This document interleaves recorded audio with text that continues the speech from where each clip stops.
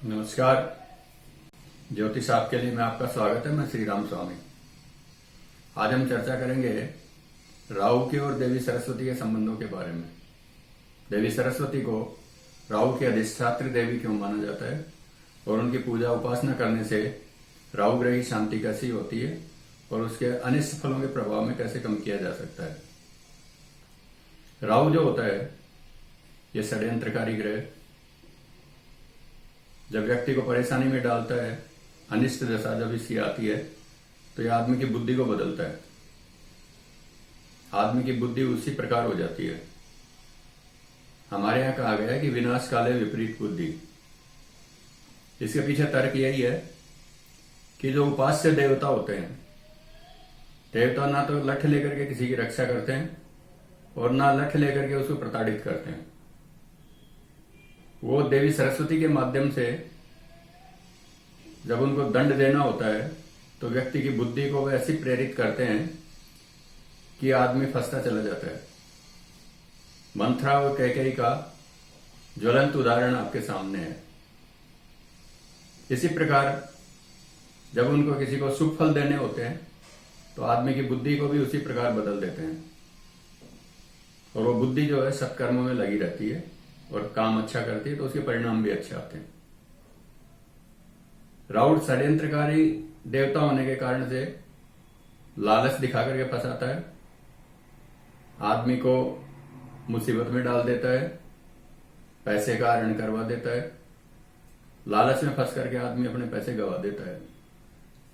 इसलिए बुद्धि की जो अधिष्ठात्री देवी है सरस्वती, वो उनकी देवी मानी गई। राहु जो है ये जहर का भी कारक है। जहर का रंग नीला होता है और राहु का जो स्वयं का रंग होता है वो भी नीला बैंगनी रंग होता है। काला रंग नहीं होता है, काला रंग शनि का होता है। राहु का जो नीला रंग होता है बैंगनी रंग होता है। जब आप पूजा करें देवी सरस्वती के चरणों में नीले फूल चढ़ाएं। नीले फूल चढ़ाने से देवी सरस्वती बड़ी प्रसन्न होती है और राहु की शांति होती है। इसी प्रकार जो बच्चे छोटे होते हैं, क्लास 1 क्लास 2, यह एक हमारे यहाँ संस्कार होता है, विद्यारंभ संस्कार होता है, जिस दिन उनको पढ़ने के लिए भेजते हैं। लाल चंदन घिस लें, अनार की कलम से उनकी जिह्वा के ऊपर एम शब्द लिखें। एम सरस्वती का बीज मंत्र है। इसको जिह्वा पर लिखने से देवी सरस्वती प्रसन्न होती है, उसकी वाणी पर विराजमान होती है और उसकी बुद्धि में तीक्ष्णता आती है। अनुभूत प्रयोग है, करके देखें। जो बच्चे बड़े हैं, अपर क्लासेज में हैं या जो कंपटीशन की तैयारी कर रहे हैं, प्रतियोगिता परीक्षाओं की तैयारी कर रहे हैं, उसमें सफलता के लिए उनसे अनुरोध है कि वो जब भी पढ़ाई करें उत्तर दिशा की तरफ मुंह करके पढ़ाई करें या पूर्व दिशा की तरफ मुंह करके पढ़ाई करें। अपने सामने दीवार के ऊपर देवी सरस्वती का एक चित्र लगा लें और उसके साथ में कुछ मोर पंख रख लें। पहले हम किताबों में मोर पंख रखते थे और कहते थे कि इससे विद्या आती है। ये बात बिल्कुल सही है। मोर जो होता है सर्प का सबसे बड़ा दुश्मन है और जो सर्प होता है, ये काल सर्प राहु जो होता है, इसका दुश्मन है, इसका कारक है। इसलिए देवी सरस्वती का जो वाहन है वो मयूर है। उसका पंख रखने से नकारात्मकता, नकारात्मक ऊर्जा खत्म होती है।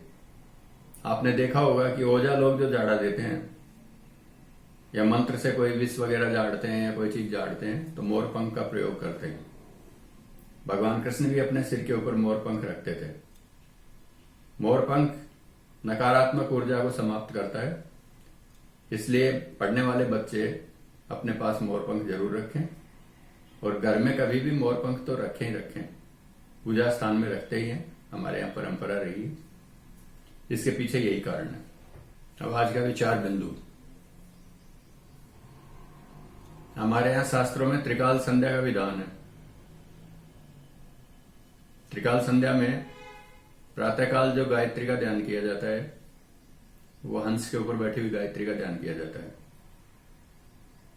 मध्याह्न काल में जो किया जाता है वो गरुड़ के ऊपर बैठी हुई गायत्री का ध्यान किया जाता है। और संध्या काल में वृषभ यानी बैल के ऊपर बैठी हुई गायत्री का ध्यान किया जाता है। प्रातःकाल जो सूर्य होता है यह ब्रह्म का रूप होता है। ब्रह्मा जो होते हैं हिरण्यगर्भ होते हैं, सृष्टि की रचना करते हैं। सृष्टि की रचना का जो तत्व है वो हिरण्यगर्भ होता है। आजकल जो वैज्ञानिक खोज कर रहे हैं वो तत्व हिरण्यगर्भ है, वो हमारे को पुष्ट करता है। इसलिए प्रातःकाल पूजा करें, उसमें देवी सरस्वती के ध्यान करें और एक माला गायत्री मंत्र का जप करें। इसके आपका स्वास्थ्य ठीक रहेगा, बुद्धि निर्मल रहेगी, सत्कार्यों में बुद्धि आपकी प्रवृत्त रहेगी। लेकिन ये जो समय होता है ध्यान का और पूजा का, ये प्रातःकाल का उस समय होता है जब बाल सूर्य उग रहा होता है।